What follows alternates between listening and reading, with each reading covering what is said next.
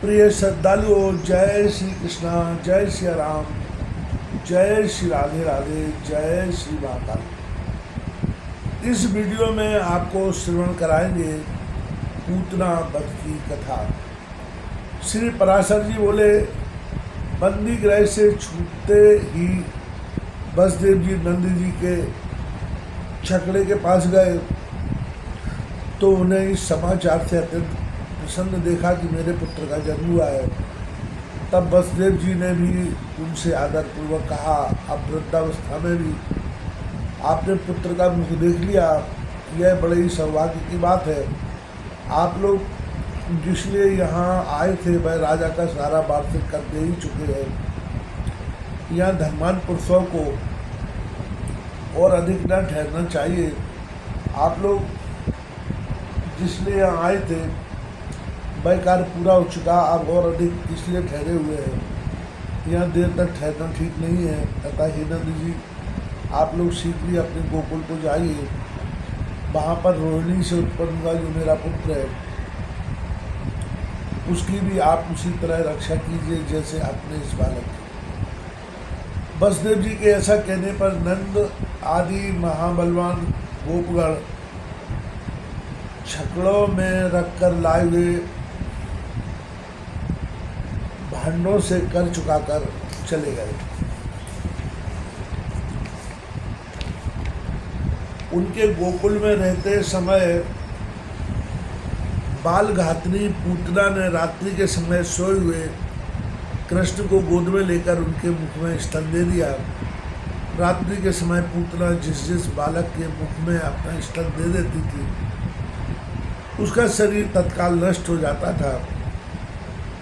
कृष्णचंद्र ने क्रोधपूर्वक उसके स्तनों को अपने हाथों से खूब दबाकर पकड़ लिया और उसे उसके प्राणों के सहित पीने लगे। तब स्नायु बंधनों के कारण शिथिल हो जाने से पूतना घोर शब्द करती हुई मरते समय महाभयंकर रूप धारण कर पृथ्वी पर गिर पड़ी।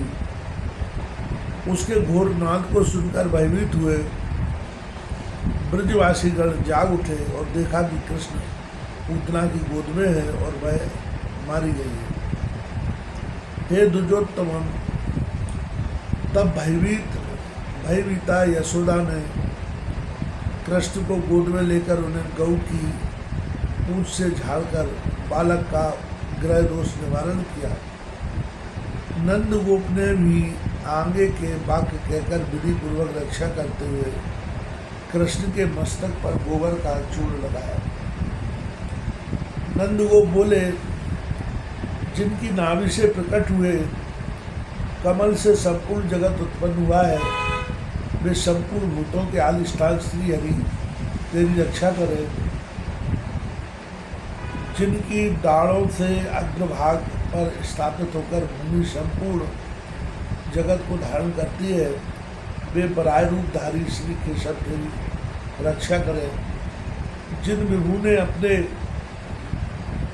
नखाग्रों से शत्रु के वक्ष स्थल को विदीर्ण कर दिया था, वे नरसिंह रूपी जनार्दन तेरी स्वतंत्र सर्वत्र रक्षा करें। जिन्होंने क्षणमात्र में सशस्त्र त्रिविक्रम रूप धारण करके अपने 3 पगों से त्रिलोकी को नाप लिया था, वे वामन भगवान तेरी रक्षा करें। गोविंद तेरे सिर की, केशव कंठ की, विष्णु गोस्थल और जठर की तथा जनार्दन जंगा और चरणों की रक्षा करें। तेरे मुख, बाहु, प्रभाव, मन और संपूर्ण इंद्रियों की अखंड ऐश्वर्य से संपन्न अविनाशी श्री नारायण रक्षा करें।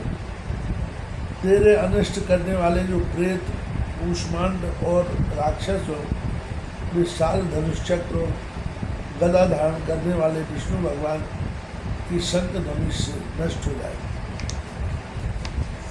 भगवान वैकुंठ दिशाओं में मधुसूदन, विदिशा कोणों में ऋषिकेश, आकाश में तथा पृथ्वी को धारण करने वाले श्री शेष जी पृथ्वी की रक्षा करें। श्री पराशर जी बोले, इस प्रकार स्वस्ति वाचन कर नंद गोप ने बालक कृष्ण को छकड़े के नीचे एक खटोले पर सुला दिया। मरी हुई पूतना के महान कलेवर को देखकर उन सभी गोपों को अत्यंत भय और विस्मय व्याप्त हुआ।